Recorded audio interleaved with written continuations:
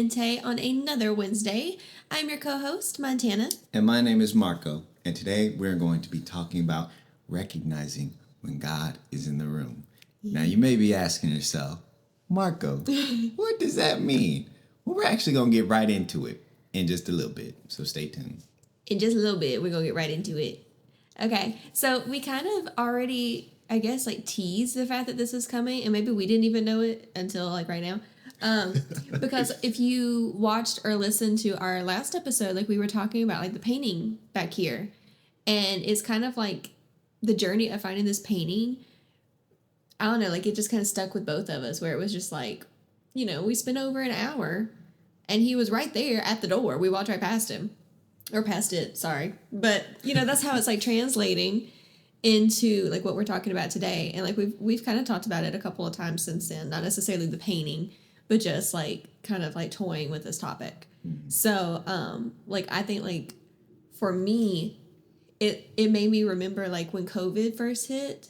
Because, we were all shut up. And I think it was either right before COVID or, literally at the same time when the shutdown hit. That was when the Disney Plus streaming service came out. And I had never watched Star Wars. I had tried because I had some friends that were into Star Wars and you have to watch them. But they started me with episode 4, which is from the 70s. The original. Yeah.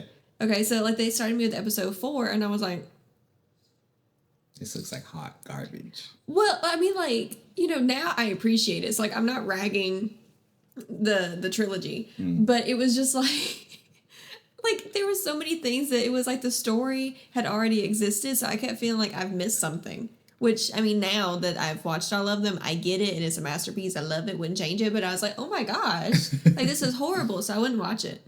And then I started watching through episode 1, all the way through to the Disney ones, which we're not going to talk about because people are haters and I love Rey Skywalker. So anyway, so I started watching all of those and I was binging those movies. And then I went from the movies to the shows that were coming out, the Clone Wars.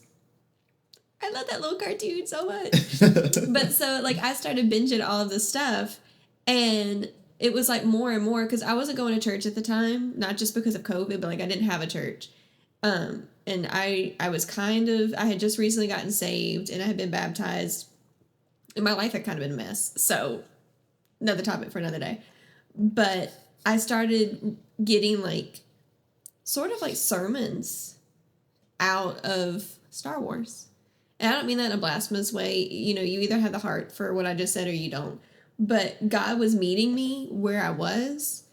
And I think that's kind of what we're kind of just talking about today is it's God will meet you in your interest. Mm-hmm. And it doesn't mean that you're watching filth and he's in it. He's, there's a very clear, definition on the type of media God's going to be in. But, I wasn't watching pastors and I wasn't getting sermons. I was reading the Bible a little bit for myself and I was praying before I went to bed, but it wasn't a devoted prayer time. So in order for me to hear from him at all, he had to talk to me with whatever it was I was involved in. And I was involved in music. And then I had started watching those shows. And then I went from Star Wars to Marvel, which is your stuff, Yeah. But that was just, I don't know. I thought it was cool because for the longest time, probably for 2 years, every God idea, every God-given word I was getting, I guess, all the things that were clicking in my head, it was all coming through Star Wars. Mm-hmm. Because the whole thing to me was so spiritual, light wins and Jesus is the light. So it doesn't matter how big and bad, the dark side might look, because there's someone that they are not even expecting that's rising up at the exact same time that their power is rising up. And the light is going to beat your butt and they're going to do it in style.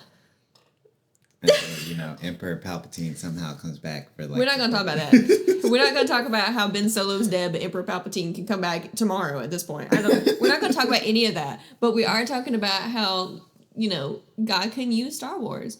God can use Marvel. I mean, he used Spider-Man a lot with you, I think, because he kind of helped morph who you are, Yeah, I mean, kind of going back to what you were saying about how light always wins. Spider-Man's whole thing is being the friendly neighborhood Spider-Man, helping out your fellow man. Which is biblical. Right.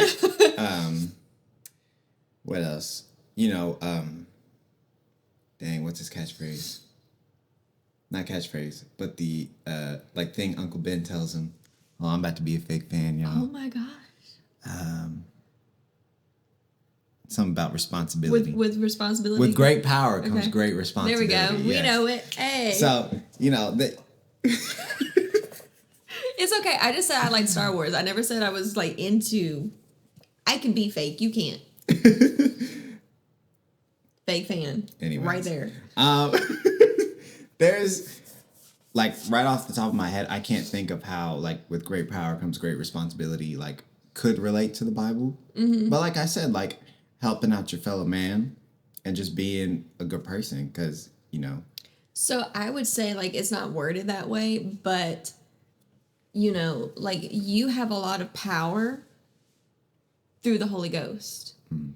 But when you are walking in that power and authority, if as long as you keep your ego out of it, it's not dangerous. Mm. But when your ego starts coming in and you start thinking that you're great and that you're doing all these things, now you're operating less in your power and your gifting and more in the flesh. So with great power comes great responsibility because you have to keep your heart lined up. You have to keep your thoughts on God and your eyes on God because he's given you this power and authority. He's given you a gifting and a calling. And when you're trying to walk in it, there's a big responsibility on your shoulders to maintain it. Right. So that's, there you go. See, you're welcome. I can't even talk this whole episode. Sorry.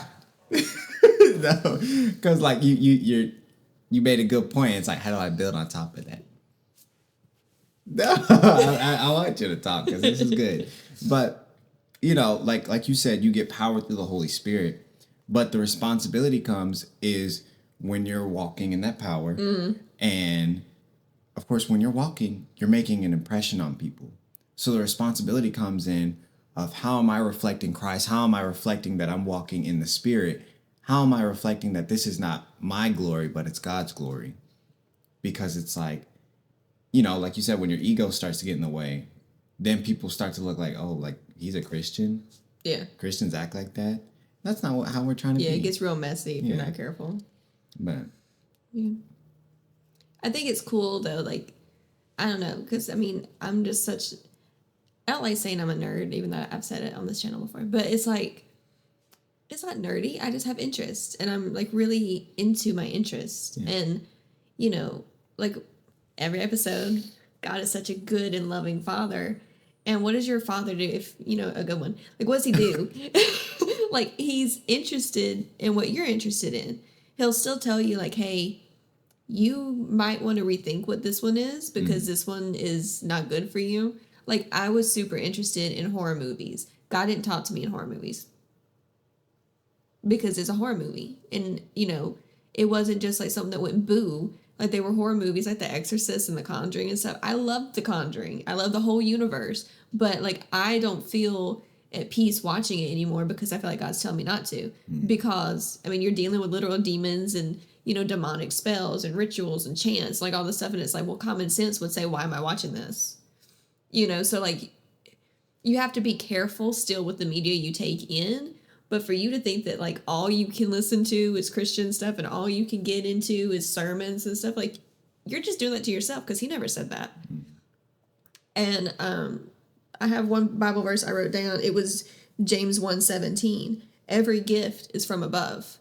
So even if the man, we're looking at the man or we're looking at the thing and it's what did you do? We shouldn't even be, talking about these people. We shouldn't even be listening to these people. The gift came from God. So I honor the gift because of the gift maker. Mm-hmm. But I'm not idolizing these people and I don't want to be going doing these wrong roads. Like I said, taking in media that I'm not supposed to. There's a lot of rap music I can't listen to because it's ugly. It's not because I'm anti-rap. It's because it's ugly. It's horrible to listen to. It's very demeaning to women. So, I'm not finding God in that. But there's a lot of stuff I listen to and a lot of people that I watch. Maybe their life isn't great, but wow, the gift. We went to Billie Eilish's concert. not going to get in that. We were very outnumbered Yes. in that crowd. But like her raw talent, like that comes from God, even if she doesn't know it. And like that's what I can just sometimes sit back and like cry, like listening to her, listen to Celine Dion, listen to all these great people, because it's like, whoa, this talent is so remarkable. And knowing that that talent came from my God makes it even more remarkable. Like it's not them, it's where it came from. Mm-hmm. But you have to be willing to look at it that way. And like I said, I enjoy those things. So I also enjoy being able to look at it through like a more spiritual lens and seeing or hearing my God in it. Yeah. But, I mean, you do have to be careful because, like you said, God cares about your interests. Yeah. But it's when you start placing those interests on a pedestal above Him, that's when it becomes a problem because you're forming for yourself an idol. Yeah. And the Bible, like, specifically tells us not to have any idols before Him. So, you know, I think the concert was, like, on a Thursday. Yeah. Or a Tuesday. I think it was on Tuesday. I don't know. It was right after my birthday. But, you know, we weren't compromising our time with God To go and do that. to go to that concert. Yeah.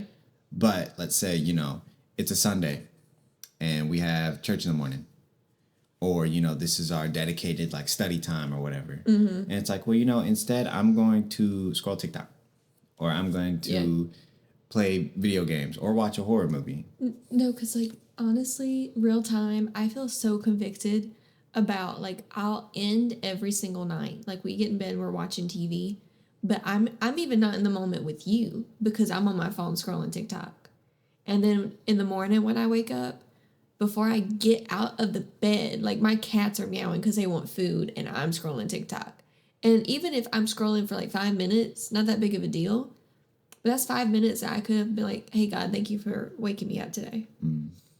You know, and like, so I've been feeling really convicted lately. I'm like, okay, maybe I need to fix it so that there's like a no phone rule between certain hours. Yeah. Because that's time that I'm prioritizing doomsday scrolling over just having like a simple, hey, God, I love you. Yeah. You know, and like that's just me personally. Like, I'm not telling you, that's me personally. I've been feeling kind of bad about it. No, and like I started doing that just because like I had felt conviction about it too. Yeah. Especially because, you know, like when I get up for work, it's early. So it's like, man, this is like prime time hours to just have some alone time with God. Mm-hmm.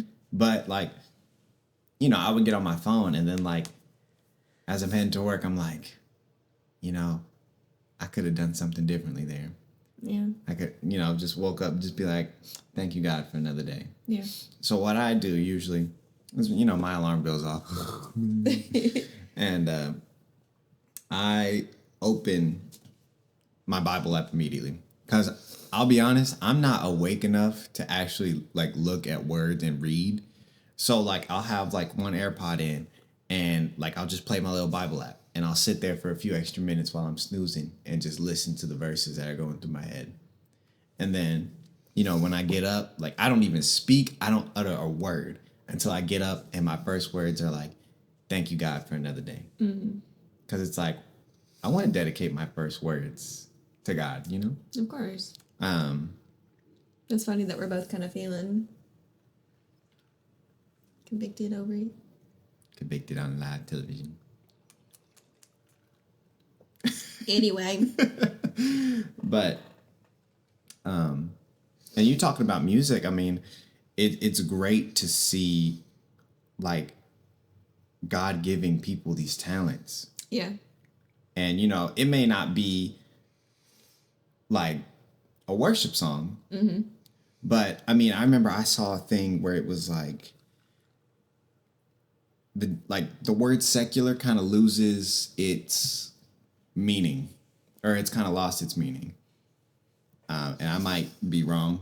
I'm not saying I'm an expert in this, but it was like sometimes when you're dealing with people who are saying like that's secular, it's like secular doesn't exactly mean like demonic or anything. Yeah. It's just not talking about God. So, I mean, it's not talking about God, but you're not on the opposite side worshiping the devil, basically. Well, so, I mean, like, That was always a struggle I had because like if like we haven't really talked about it on the channel yet, but I grew up as a musician. I'm a singer and I'm a songwriter. Like that's just what I do. And there were so many times growing up where my own church would sit me down because I was in our worship department at the time, like with my youth group, and they would sit me down because I made YouTube videos, which was literally like me sitting in the floor with my guitar, and I would sing songs, and they weren't like ugly songs. They were like, you know, like a couple Johnny Cash songs. I would sing like Taylor Swift songs. The TV show Nashville had just came out. I was singing some songs from the show, and they would sit me down, and they would never tell me why. And I always felt so bad, like there was something wrong with me because I was like, what did I do that, you know, I'm trying to use my gift for the Lord, but I love, you know, like I didn't really enjoy listening to all those like millennial, like millennial worship songs. Like that wasn't what I wanted to just sit around and just constantly listen to. Nothing wrong with them, but I didn't want to constantly be in Christian media. I never felt like, even now, I don't feel like God's called me to be a worship leader, but I also use my gift to worship Him. So, you know, it's just different. Like I still feel like I've been called into music. I am music, but I've never been called to be a worship leader. So it was like I grew up thinking I can't be in music and love Jesus because the church was sitting me down. And then there were times, you know, because I would do like modeling and tried to get involved in acting and all that, and I would audition for like TBN things and like Christian Network things, and they would straight up say no because of the stuff on my YouTube channel. And like I even would go through and I'd be like, what did I do? Like you know, I was always covered. You know, I was very modest in my videos and my photos. Like I wasn't doing like underwear modeling or anything. I was a minor. You know, it would be like, you know, like modeling blue jeans, and they were like Wrangler jeans. Like it wasn't inappropriate is what I'm meaning. And the church was like, you can't do that, and then, you know, be with the church. And so for the longest time, I got mad at the church because I was like, well, screw that, because I love this stuff. You know, I love music. I love entertainment. I love all of this. And you're telling me I can't take Jesus there with me, so I guess I'm just going to go without him, which was wrong mindset. But I was a kid and I didn't know. And I feel like we did so much injustice to other people as well because we're telling them, hey, you're talented, which again comes from God, but you can't use it. My talent takes me in places that the church won't go. Yeah. And if I am right at my core, then I'm going to go and possibly make a difference instead of just like condemning these people and condemning these fan bases. I've walked in there with them and said, hey, that's really cool. I have this interest too, but I don't compromise. And I feel like that's a bigger like testimony and a bigger change maker than like just hitting people upside the head inside of your church saying you can't do something. Yeah. Because it's not biblical to say that I can't be involved in entertainment. Like there was no biblical reasoning behind why I was being sat down. But instead you just made me think something was wrong with me and the gift God gave me.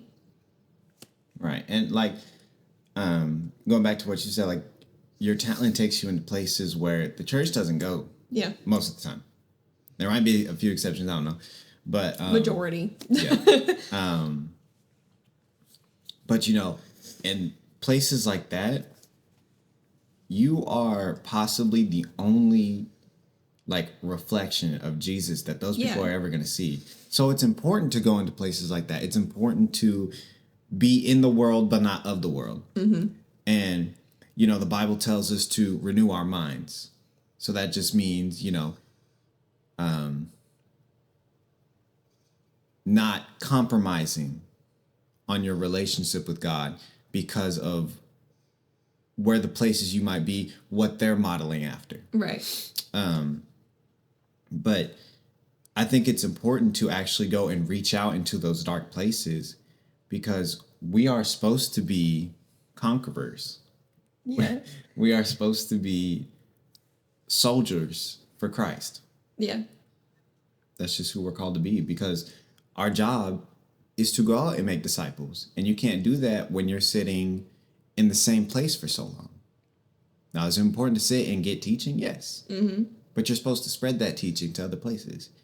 Now, that doesn't mean like go to those places and be like, here's my ideology and you're wrong. Right. Because that's just not how it works. But it's more of like, the way I think about it in a scenario is more of like, maybe you go and sit down with someone who, I don't know, give me something. Well, I mean, like what we are involved in, we're in Nashville. Most of the music scene is in a bar. And a lot of people would be like, why are you in a bar? Right. I'm in a bar because I'm a singer. But I'm still going to church on Sunday. Right. So, like, when we're at a bar, we're sitting there. You're probably going to be sharing a table with someone that has some drinks. So, there's an example. Right. But sitting at a table, I can't drink yet, but Never. I guess, like, upholding an image, but not making that image like, oh, I'm so much better than you. It's more of just like, I can sit here and not, get drunk off of, my butt and make a fool out of myself. But, we can sit, we can have a conversation. You can tell me a little bit about yourself. I'll tell you a little bit about myself. And like, I can be a positive light toward whoever I'm talking to. Because, they may be like, oh, well, my job or this sucks. I'm like, well, look at it this way. Mm-hmm. And, like, it's important to be rooted in your scripture so that you can, maybe they don't want to hear a direct quote of scripture like, hey, Genesis, this says this. But more of like, you can kind of shift their perspective using the positive impact of the living word. That's good. And an example that kind of goes with that, when my family would tour, we would sometimes be in places that it's like, why are you in this place? But we would have, we would have our foundation the same no matter where we were. And there were so many times that after the show, we would go down to the record table and we would all just stay. Like, we would hang out, the venue would feed us, and we would sign autographs and take photos or whatever with people that paid for the show, which I always thought was fun. That was always like the highlight of the concert. But there were so many times when people would walk up drunk out of their mind, but something we had said or done during the show had impacted them. And they would come to the table and they would just be like crocodile tears. And they're like, would y'all pray for me? Because I know I'm not living right. Which makes me want to tear up now. Or it would be like, I could tell that there's something different about you guys. Like y'all have something on you. And that wasn't like us going around being like, hey, we are holy. Like, we never did that. Like, we were singing Cash songs for crying out loud. And we were not saying, hey, we're holy. We were saying very much, we just need God. Like, we're a mess and we need God. Like, that's pretty much all Cash songs were. But you didn't have to, like you said, you didn't have to go around and, hit people in the head with your ideology. You didn't have to hit people with, you're a sinner. You aren't supposed to be drinking. Right. Another instance, we would have people that would buy us drinks. And even me being little, like, I would be like 10 or 11 and they would buy me a beer. And they would hand it to me on the stage. And to them, because we were in a lot of different countries, so just being aware of where you're at too, to them, that was a really big deal. They had worked hard. They spent their money to buy you a drink. Being friendly is, I took it from them because I knew their intention was good. Mm-hmm. And I would thank them and I would sit it down. And then later they would come and be like, I'm sorry. I didn't realize you didn't drink. And I'm like, hey, it's fine. I appreciate that you wanted to get that for me. I really do. They come back with a Coke because they're like, I still wanted to get you something, but I didn't realize you didn't drink. But if I had looked at them and said, they probably would have thrown something at me, but like, you have to meet people where they are is my point. And, like, instead of me going to those people, be like, you filthy sinner, you were drunk, I don't want to deal with you. No, like, I love you. Thank you for thinking of me. Like, I really appreciate this, especially now as an adult. Y'all ever looked at a menu? Those are expensive drinks. So, like, I appreciate, the intention of you buying me a drink because you meant it very nice.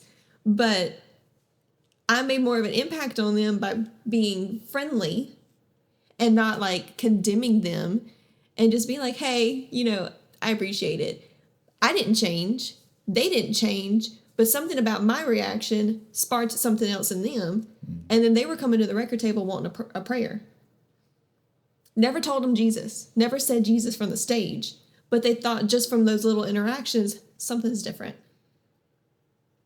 And like that's, I know we started this with how to realize when God's in the room. So if God's in you, God's in the room. Mm-hmm. Sometimes you're the God in the room. You know what I mean? Like, not you, but you are the billboard that they're seeing. You are the message that they're hearing. Mm. So I guess that kind of goes with great power comes great responsibility. Yeah. Because you want to go in and not compromise. You want to go in and do what God's called you to do. You want to be the hands and feet and the mouthpiece at the proper times. Especially since you were somebody that, I don't want to say like looking up to, but they're looking at you like, whoa, like you guys play amazing or whatever. Right. But I actually had a verse for something because you reminded me, you said something along the lines of we were going to places where people would be like, why would you ever go there? Mm-hmm. And it's Matthew 28:20. And basically here, Jesus just says, I am with you always. So that means no matter where you go, no matter where you end up, no matter when, why, whatever, God's always with you. And, oh man, I had something I wanted to connect to that, but I forgot. That's okay. Wait, no, I got it. I remember, like, I would be driving to work sometimes. And, I'm seeing billboards pass. And I remember specifically one morning, like I'm driving, and I think I saw, I don't think it said anything special in particular, but it was just a billboard. And I got to thinking, I'm like, I wouldn't have seen that billboard if I was so focused on my path here. I'm like, you see, we get tunnel vision sometimes. I'm saying it silly because like I was saying it like a preacher, like by myself in the car. I was probably looking crazy. It's like, we sit in the car or we sit in our path and we get so focused on our destination that we forget to appreciate the things that God is showing us along the way. Yeah. So like even in that, like God was in the room, in the car with me. Mm-hmm. Because, I don't know if people usually do that, but like just his presence alone, like just made me think about him.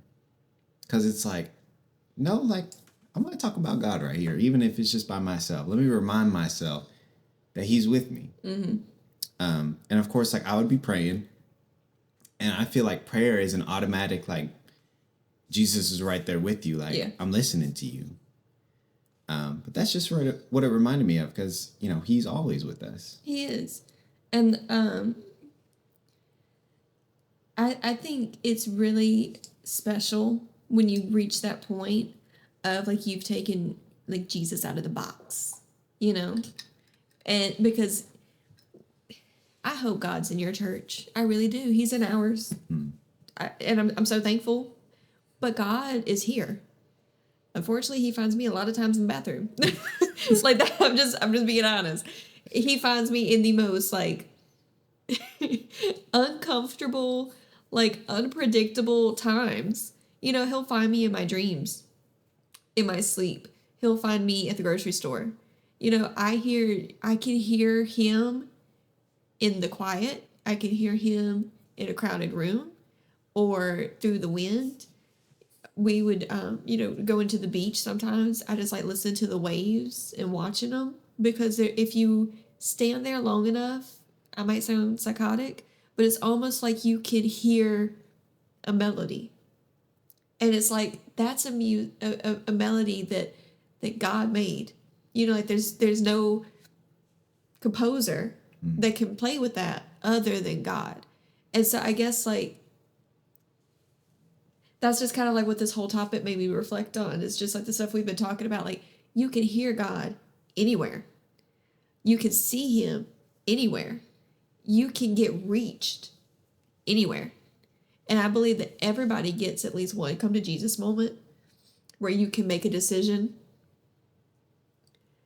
mine might have came from Star Wars. I don't know. I think it probably did. It was just the right timing. But you know, like you and I, like recently we had watched K-pop Demon Hunters. And everyone was like, ew, like why would you watch something called K-pop Demon Hunters? First of all, I'm a demon hunter. I'm a demon slayer.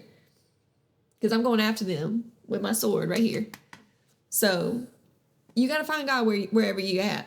But the whole thing, even with that, was about, you know, don't make idols out of these people. If you're not careful, you're listening to some entertainment, you're idolizing some people who are literally coming for your soul. And that's just the truth of it. But I loved, which song is it? This Is What It Sounds Like. Mm-hmm. Where they were saying something along the lines of...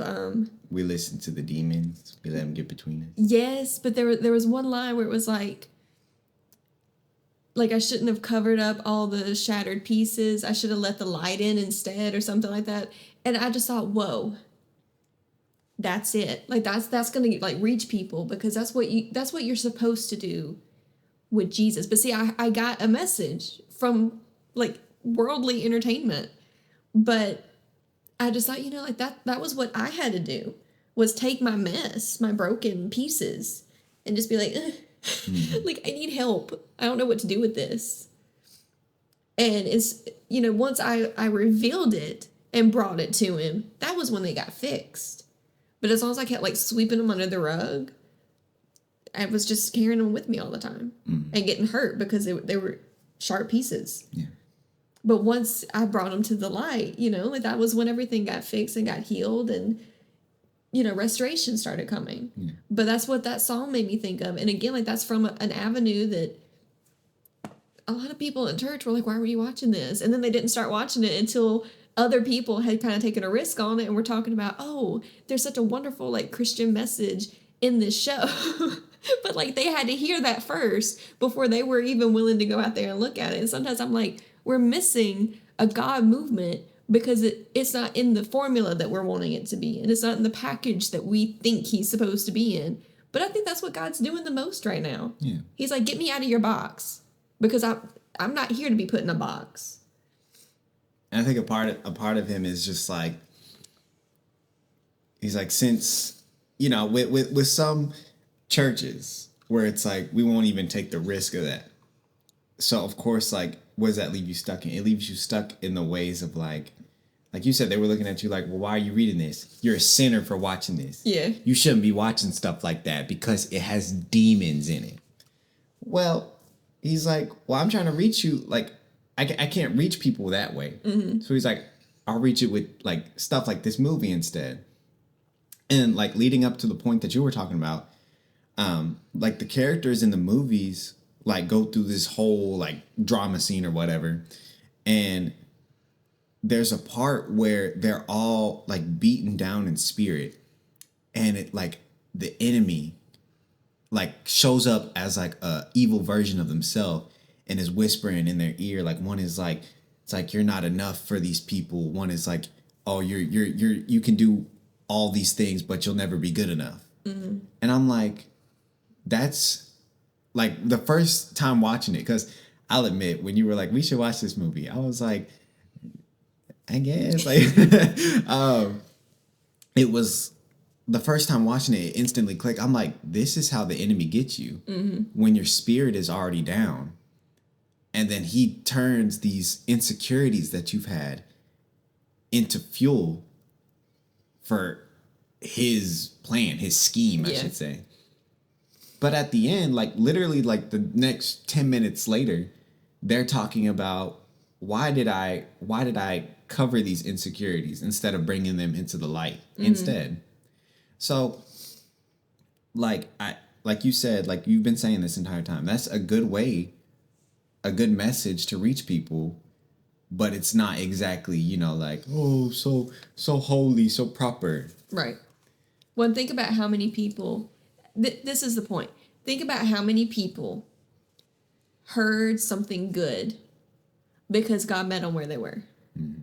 Because God gave this idea to somebody that was in position in the world to impact a lot of people because they're into like K-pop. They're into anime. They were into these cartoons. Think about how many people who won't watch a church service, who don't go to church, who don't read the Bible, don't even own one, who won't talk about stuff like this, but they were given a seed of light and hope and here's something different. Because then, a lot of times you're planting a seed or a seed's been planted for you. You don't even realize it. And then maybe a couple of days, months, years, someone else comes down the line and they start watering it. And you start seeing God's whole plan for that initial moment start coming into fruition because all that was needed was the seed. Mm-hmm. Because, see, it wasn't long after that a lot of events took place that were unfortunate, but you started seeing all the headlines being major revival with Gen Z. All of Gen Z is having revival in the streets. They're not even going to a church. They're in the streets. They're in the stadiums. They're at concerts. They're praying for each other. They're meeting each other that the church probably wouldn't let certain people in. They'd probably feel judged just by walking in with tattoos. Mm-hmm. But think about that one seed made such a big difference. And that's why it's finding God when he's in the room, being the vessel that God needs in the room too. Yeah. So I guess that's we've been talking about kind of multiple things, but it's all under that umbrella. It's all fitting. Yeah. But I actually I'm not going off topic, but I just thought of a way to relate what you had said back to the Bible about Jesus meets you where you're at with that movie, mm-hmm. for instance. And it made me think of Jesus meeting that woman at the well. Yeah. He wasn't she had 5 other husbands? She'd had 5 husbands, and then she was with a man that wasn't her husband. Right. So he wasn't immediately whore. Hey, so this little thing you got going on, you need to stop that. This is a sin. He would, I think he kind of, he had conversation with her. Right. But it was also I don't want to say he made fun of her, but he was he's actually, you've had 5 wives. Or 5 husbands. Yeah. And the one you're with now isn't even your husband. And it's ooh. She's like, oh my God. Right. So he threw a little attitude in there. Yeah. But of course he wasn't what you said. Right. It was did he tell her go and sin no more? Yep. Right. It was just I understand what you're going through, but you're new. Meanwhile, the church was there. Didn't help her. Mm-hmm. That's a whole topic for another story too, because or another video, because I know that we're at 40 minutes now, but it's just, I don't know. I feel sometimes that there's so many wonderful, and God doesn't need man, okay? I'm not saying that he does. Yeah. We could all not do what we're put here to do, and God could still bypass every single one of us to make his plan come out. But your purpose is to be God's hands and feet. Mm-hmm. Some people are called into ministry. Some people are called into the church, the building. Nothing wrong with it. That's great. We need those people. But for others, the church is a hospital that you go to because you're sick. You go to get your resources. We get sermons. We get deliverance. We get the prayer we need. And then we get out, basically, we got our ammunition. We got our weapons. And now we're going to go out into the field and go to war. And that's just kind of, I guess, what some of these people are doing. Doesn't mean that every person we talked about, every creator is Christian, but they were open enough that they put something out that then God could take it and say, you know what, maybe you're not giving me credit for this, but I'm taking it anyway because he can. And then he meets people that he's need to talk to them that either the church didn't get to or couldn't get to. And I just think that, I don't know, I just think that if we could just broaden our horizon a little bit. Absolutely. As a family, as a church, we would maybe make a bigger difference than what we have. And you might as well just get prepared. I mean, the people that God's using, the people God's going after are not the people that you are going to want. Because they're not going to look right. And I know that's always been the really bad facade that we've all put on is make sure everything looks like it's together and make sure you look the part. God doesn't care about that. He cares about your heart. When I got saved, I still cussed. because my cussing was not really like the priority yet. Like there was a lot of like darkness and hurt and anger and like all these issues he had to get through. He was like, I'll deal with that eventually. And he did, you know, like it's cleaned up a lot. But that was not like the very first, like, if you're going to serve me, you better stop cussing. It was just, do you have a heart for me? Yes. Okay. Everything else is going to get sorted out. Right. But let me deal with the things that's costing you your soul. And I just think that that's kind of where God's, I guess, like taking this message. It's like, you know, stop limiting him. Stop putting him in a box. Recognize when he's in the room and recognize when he needs you to be in the room. Recognize when you need to be the reflection of him in the room. Yes. You're supposed to be a walking billboard for Christ. Mm-hmm. I don't know. I felt like that was good. That inspired me. I hope it inspired you. Yeah. I hope we didn't bore you guys. Yeah. And if we did, keep it to yourself. No. If we did, watch anyway, because it's a good message. But I also hope that you guys are still enjoying House of Clemente, because we're still really enjoying filming these and seeing what God's doing. I know that today it wasn't like Bible focused, but as we said before, is everything that we do is still Bible centered. Yeah. So even with that being said, I have to mention it. If you need a Bible and you don't have one, please write us and let us know. All I need is your name and your address, and we'll get one sent to you. But yeah, like, I feel good. You feel good? Yeah. And of course, we're going to have our socials linked down below. And we are now on Spotify if you would like to go listen to there as well. Excuse me. 5 stars, please. 5 stars. 5 stars. But what else? What else is there? What else do we usually say? I don't know. I think that's it. Because, see, God's breaking us out of the formula too. Mm-hmm. So find God in your interests. Yes. Don't let your interests become idols. Yes. Be blessed. Walk with God. And, you know, maybe throw a little prayer in there. Just thank him for your day. Yeah. So until next time, we will see you or talk to you next Wednesday. Bye. See ya.